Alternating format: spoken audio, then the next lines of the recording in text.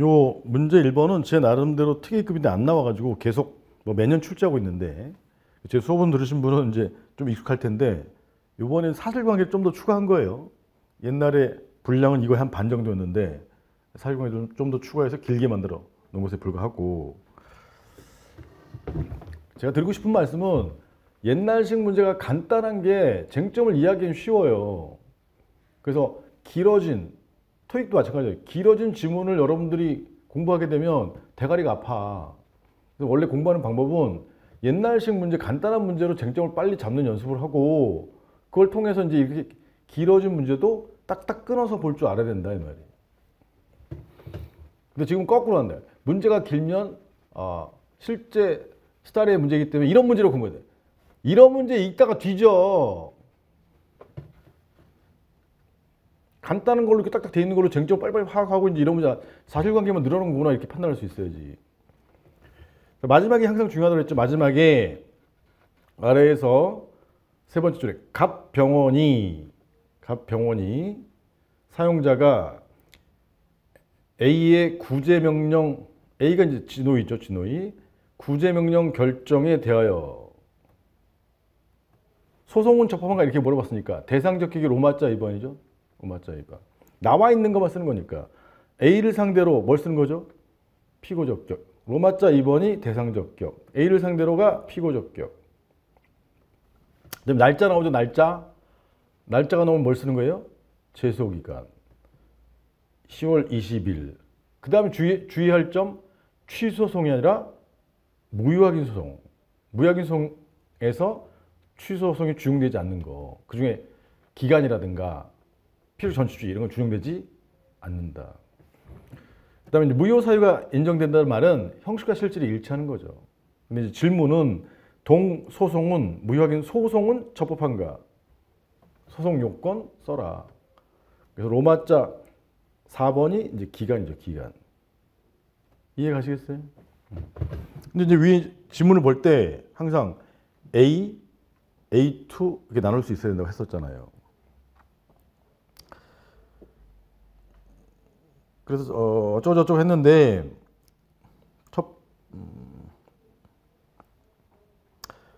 사용자가 근로자 병에게 6번째, 7번째 줄쯤에 7일간의 이제 업무 정지를 했고, 그 다음에 12월 25일 날 해고했고, 그 다음에 을노조가 여기까지, 이제 을노조가 1월 10일 날 서울지방노동위원회 A 구제 신청했는데 A가 다음과 같은 구제 명령 결정을 하고 6월 1일 날 송달했다. 다음과 같은 구제 명령이 어쩌고저쩌고 했는데 여기 지급하라. 그럼 구제 명령의 내용이 뭐냐면 원직에 복직시키고 업무 정지, 해고 기간 임금을 줘라 라는 말은 업무 정지가 잘못된 거다. 그 다음에 해고도 잘못된 거다. 해서 인용 결정을 했다는 뜻이죠. 인용 결정이 몇 개예요? 2개. 구제명령이 2개예요. 2개. 업무 정지에 대한 구제명령, 해고에 대한 구제명령. 그 다음에 이제 A2에 간 거죠. 사용자 갑이 A2 중노위에 재심을 신청해서 중노위가 10월 1일 날 재심 판정 내용이 이거다. 거기에서 해고는 부당 노동행위로서 무효다. 그러나 업무 정지는 부당 노동행위로 보기는 어렵다. 그럼 사용자 갑은 해고에 대해서만 구제가 안 된 거잖아요. 해고에 대한 구제 명령에 대해서만 구제가 안 된 것이니까, 따라서 그다음 이제 같은 날 송달되었다. 이건 기간과 관련된 거죠. 여기까지가 이제 A2죠. A2.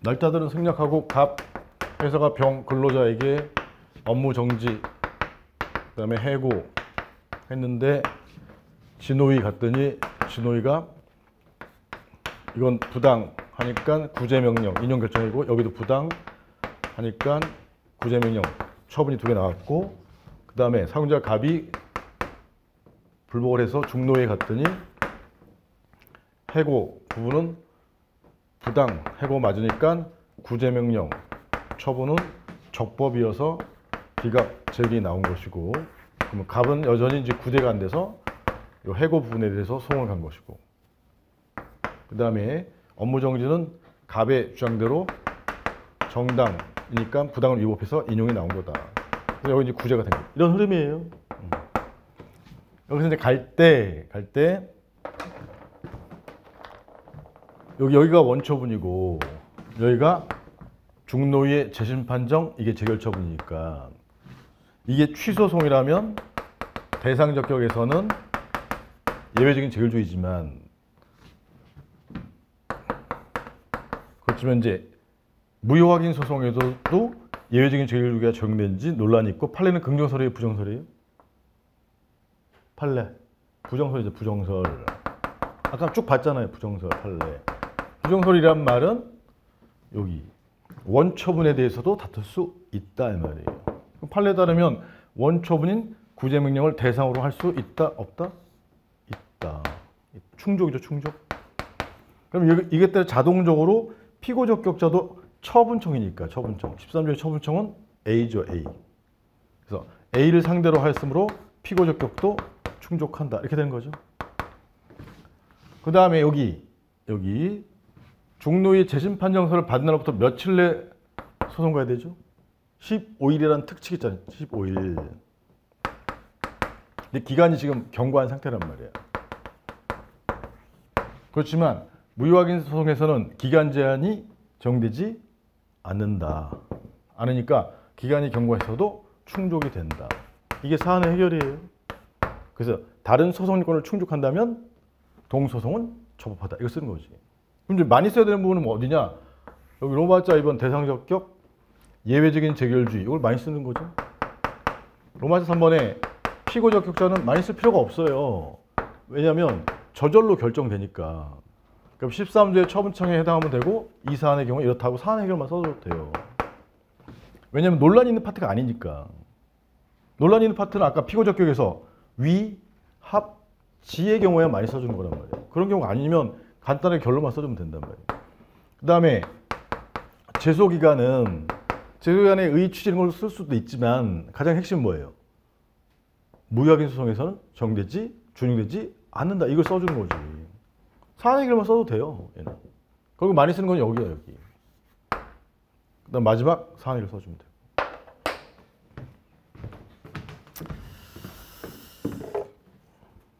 그래서 그 다음 페이지에 보면 로마자 2번의 대상적격 관련해서 여기를 많이 써주는 거고, 그때 이제 맨날 써주는 게 1번 논의의 필요성, 2번 의, 3번 원처분주를 채택했는데 4번 예외적인 재결주의가 있는데, 거기까지 써주고 이제 5번이 핵심이긴 한데 위에 것에서 논리수 쭉 끌어오는 거지. 5번 무효확인 소송에서도 3페이지에 예외적인 재결주의가 적용되는지 여부. 6번 사안의 경우 첫 번째 줄에 판례에 의하면 무효확인 소송에서는 재결주의가 적용되지 않아서 원처분에 대해서도 소송을 제기할 수 있으므로 충족한다. 이거 써준 거죠. 7번 심화 사견 자꾸 물어보는 게 있어서 이거 써놓은 건데,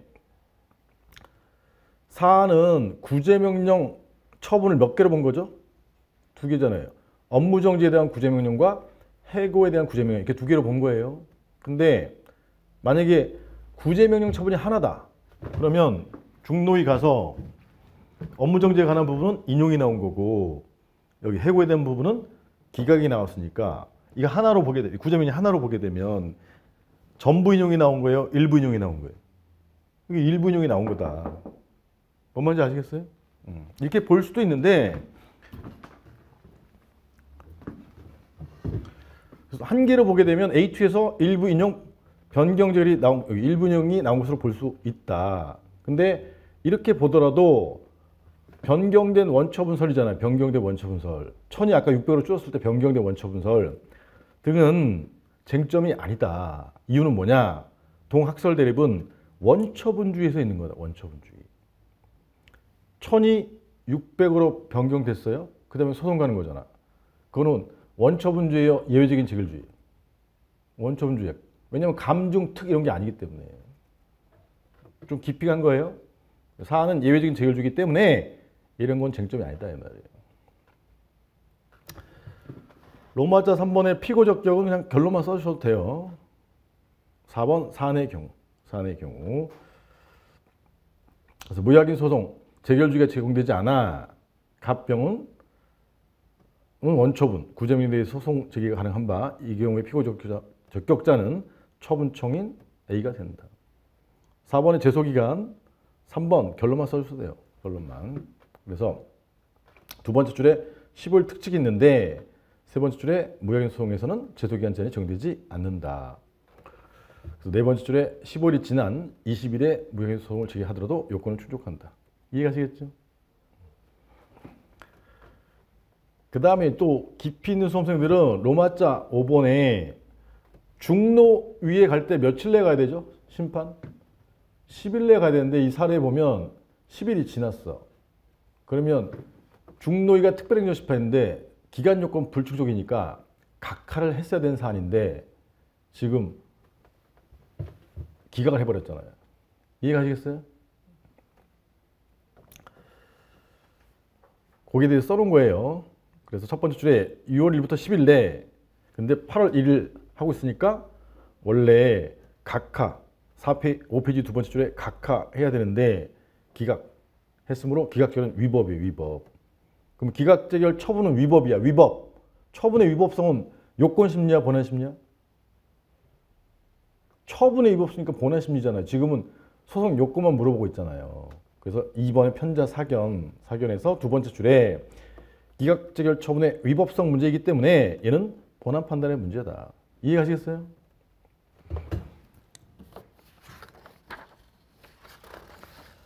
자, 두 번째 문제는 쉽죠.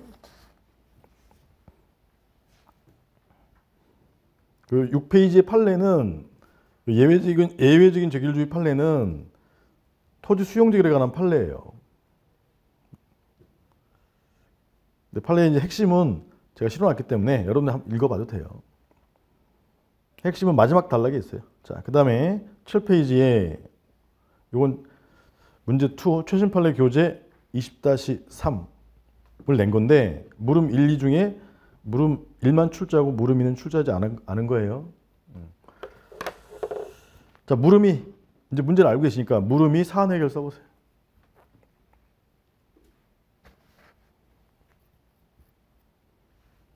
그리고 뭐 예습 안 했더라도 한번 생각해서 써보시오.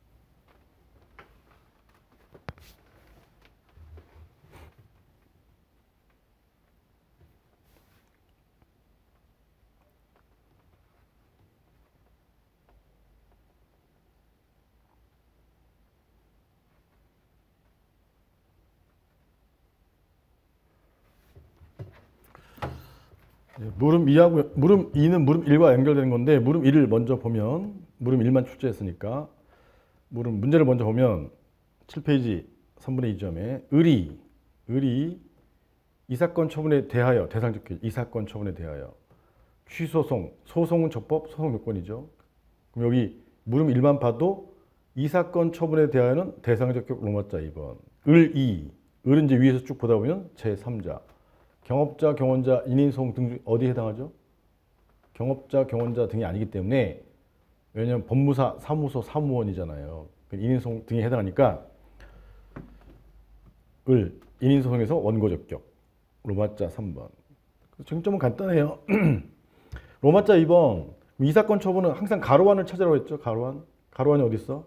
지문에서 아래에서 하나 둘 세 번째 줄에 이 사건 처분.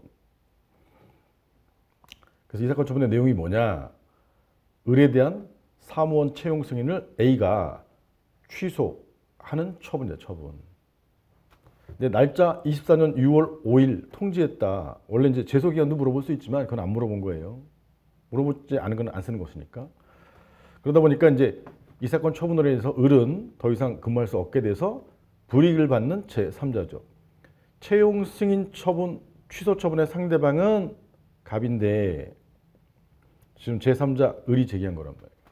그래서 원고적격. 로마자 이번에 대상적격은 근무할 수 없게 돼서 을의 재산권에 영향을 미침으로 처분에 해당한다. 이렇게 쓰시면 되는 거예요. 간단하게. 그중에 이제 만약에 부산지방법무사회가 행정청이 논증하면 더 좋은 거지. 국가사무를 위탁받은 공공단체로서 2조 2항에 따라 행정청에 해당하고 이렇게 논증하면 점수가 높은 것이고. 그다음에 원고적격은 이제 사익보호 규정이 있으면 원고적격이 있는 것이니까 그 밑에 참조조문 주어줬으면 참조조문을 활용해서 참조조문의 핵심 8페이지 위쪽의 사항 승인이 거부된 자는 1월 내에 이의 신청할 수 있다. 이의 신청할 수 있다는 말은 을의 사익보호 규정이잖아요. 물론 승인 거부로 나왔지만 승인 취소도 마찬가지예요. 그래서 이 규정에서 을의 사익을 보호하고 있으므로 원고적격을 충족한다. 이렇게 쓰시면 돼. 이걸 활용하는 게 핵심이고 다시 7페이지로 와서 물음 2 출제하지 않은 것은 원래는 취소가 처분이니까 무슨 소송을 제기했어야 됐어요? 취소송을 제기했어야 되는데 지금 두 번째 줄에 민사소송으로 부산 본원합의부에 잘못 제기한 거잖아요. 그러면 을이 권익구제를 받기 위한 행정소송법상 수단이 뭐죠? 소변경이지. 민사소송을 취소소송으로 소변경해서 구제를 받아야 될 거 아니에요. 이해가요? 그래서 얘는 행정소송과 민사소송과 행정소송 사이의 소변경인데 이 수단은 가능한가 물어봤다는 말은 쟁점이라는 뜻이잖아요. 소변경. 근데 얘는 21조 처분변경 소변경이나 22조 종류변경 소변경이나 22조 처분변경 소변경 여기 해당하지 않아요. 행소법 특별법상의 소변경에 해당하지 않으니까 8조 2항에 따라서 민소법을 준용할 수 있다. 규정이 없으면 판례. 그다음에 그 경우에 준용은 되는데 소변경할 수 있느냐? 긍정설, 부정설이 있고 판례는 요 법원이 부산 법원이 민사법원이 취소소송에 관한 관할도 동시에 가지고 있는 경우라면 그럼 1심이니까 처음 청은 누구예요? A잖아. A. 피고 소재지. 구조 1항에 따라서 피고 소재지 일반 재판적인데 피고 부산 소재지에 관할 1심 법원은 없으니까 어디가 대신하죠? 민사 지방법원 본원 합의가 대신하니까 관할도 가지고 있으므로 소변경에서 심사할 수 있다. 이거 써준 거죠. 판례. 근데 긍정설에 의하면 이제 논리를 대서 긍정설에 의하면 피고가 실질적으로 동일하고 법원도 실질적으로 동일하므로 청구기초에 동일성이 있어 소변경 가능하다. 이렇게 써준 거지. 소변경이 특이급인데 지금 최근 판례 중에 요 행정소송과 민사소송 또는 민사소송과 행정소송 사이의 소변경 요 쟁점인 경우가 이거라서 이거는 물음 1 자체는 쉽고 만약에 50점짜리로 나오면 물음 2에서 당락을 가를 거예요.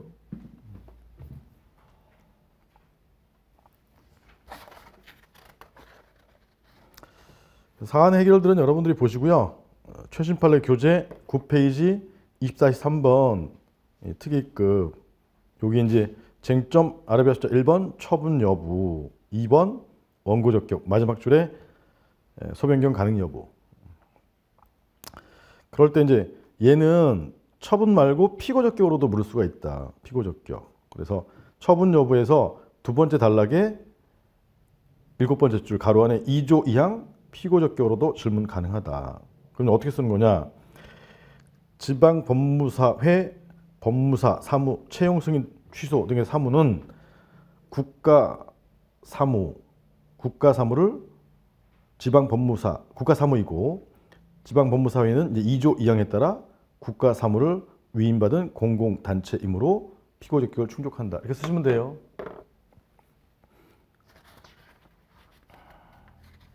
판례 그 긴 지문을 제가 줄여준 거야. 일단 이렇게 해서 1회 마치도록 하겠습니다. 다음에 이제 다음 진도에 맞추어서 준비해 오실 때에는 거듭 말씀드리지만 계획표 보시고 계획서의 4페이지에 진도 표시 보시고 오늘 대상 적격, 원고 적격까지 피고 적격 아니었네. 헷갈렸네. 자, 어쨌든 이외에 다음 주에는 피고 적격부터 나머지 소유권, 소액, 전취 기간 관할 이렇게 있잖아요. 거기다 밑줄까지 쳐드렸어. 특이, 소액, 특이, 전취, 특이 이렇게 쳐드렸는데 여하튼 여기까지 정리는 기본서로 쭉 해보세요. 기본서로 쭉 해보신 다음에 와서 다 사안 해결을 써보시라고. 사례집으로 해도 좋고 기본서로 해도 좋은데 기본서 자꾸 하는 연습을 해보세요. 수고하셨고요. 다음 시간에 뵙겠습니다. 고맙습니다.